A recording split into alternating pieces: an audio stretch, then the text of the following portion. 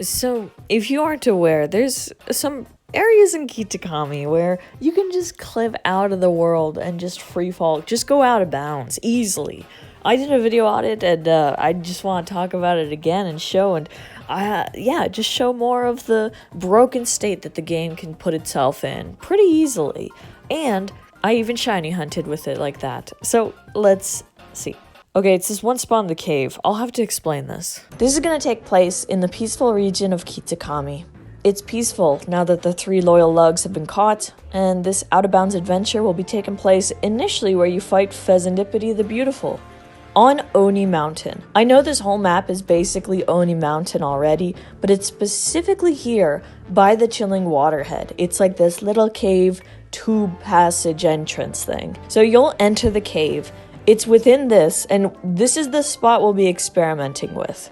I know it's kind of hard to see because right now you're only seeing rock and graphics, but I'm sure you're going to memorize this spot as we go through. You'll need to be riding Koraidon or Miraidon, and we're going to mess around with the wall to clip through it. I spent some time trying to piece together the exact spot, and I'll show you what I experienced. There's almost a small indent on the mountain wall that isn't completely solid.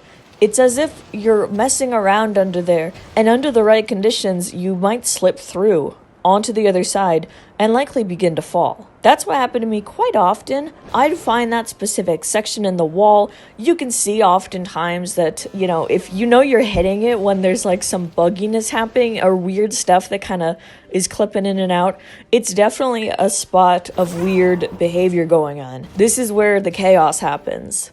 I wasn't able to control it much aside from bringing Koraidon out and toggling with the ride settings between just falling and flying, but even when you're falling, you're able to see parts of the game that you aren't normally supposed to see. Your character alone falls pretty fast, so I recommend actually activating Koraidon in the air so that you can fly a little slower and really take in those Kitakami sights. Those are the rare tourist sites no other person in Kitakami has access to. Not even the locals. It takes some trial and error, as well as just some patience perhaps to try different movements to get this to work, but eventually you'll have it down pretty quickly if you do it a number of times. You're probably already used to seeing Koraidon Miraidon clipping into bits of the wall of any climbing space really, as well as just weirdness. Not just the Chilling Water area cave in Kitakami. The basic action I was initially doing was just to shoot at the other side with the character and Koraidon just free falling. As previously mentioned, I tried toggling between falling and flying, but it usually came down to a slower or faster descent. It was difficult to try and get Koraidon to actually latch onto something or to fall onto solid ground, because there isn't much there. Still, you're able to see some breathtaking views. As I mentioned, if you stick to this specific spot, you'll likely be able to consistently fall through and get to soar out of bounds in the area to get a look around for a short while. You might know you're in the right spot if you see your character hopping off Koraidon once you hit that spot a certain way, or one time, my character just free falling in that spot, or Koraidon doing that. Once you slide into it or hop into that area while riding Koraidon, you see yourself pop right through. At one point, however, I managed to get stuck in that exact spot. Koraidon ended up free falling in place, but at least that's an easy marker to see the vulnerable spot we're aiming towards. Once you go through it, you'll be in for a descent. Although it's easy enough to clip through and start a free fall to get a look around, it took a bit more practice to be able to get Koraidon to land somewhere on or latch onto something so that we could actually explore. It wasn't always possible thanks to invisible walls sometimes being up, but there were instances where I was able to get into flight at the right moment and have everything in line where I was able to land on the grass and stuff with Koraidon. The next mission presented itself, being able to climb through the wall without free falling, but rather have Koraidon latch onto the wall so that you're able to push out of it and able to still stay.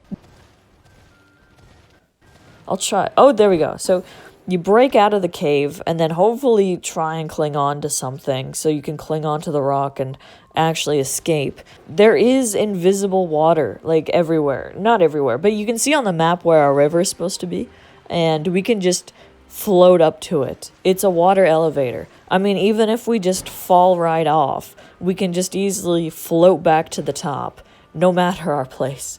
Koraidon splashes around and makes a silly face. It's very cute, but yeah, it's totally wonky up here. There's Lotad and Magikarp still spawning and still available. Look at them, they are so funny when there's like no water to look at underneath them, or anywhere near them. Like, there's this certain water bridge type. Like, if I go to the water on the right, this like area, I can kind of drop down onto land too. There's like water, and then below it is land still, like rock. And you can walk on the rock a bit and observe the Pokemon at a distance. They're all going to be above your head, which is pretty great. They're all in the water, but the water, it's like, and it's so funny, the water freaking, like, just jagged and straight edges and lines, and, you know, I'm getting so much info on this game. Oh my goodness. We're in the mountain, and so there's like this physical barrier. So now it's hard to try and get the Pokemon to actually engage with them. But Alolan Raichu, my handy dandy mascot partner guy, my Aibo partner, he's here. And he can just kind of transcend under the water, near around there. Can also just like float to the top. You see these Cramorant. The Cramorant are hilarious to see. I can just target them and then get into a battle or something. And if I get into like an actual battle, I get stuck still behind the rock. So I'm trapped. I'm further trapped. That's great. But the Pokemon makes it through and it's all fine. It's good. But you can clearly see how we're just inside the mountain. Ridiculous. And then seeing other Pokemon, like I said, you can, if they're close enough to the barrier, they can be targeted and attacked. But they're hard to get. So that's that area that you can get through via this certain like spot on the rock wall. There's another spot in this cave system that also clips and just sends you into a crazy state. Like, it's right around here with the trainer, and then there's like these two pillars of rock holding up the other rock that you've got to try and like latch onto and then jump up above.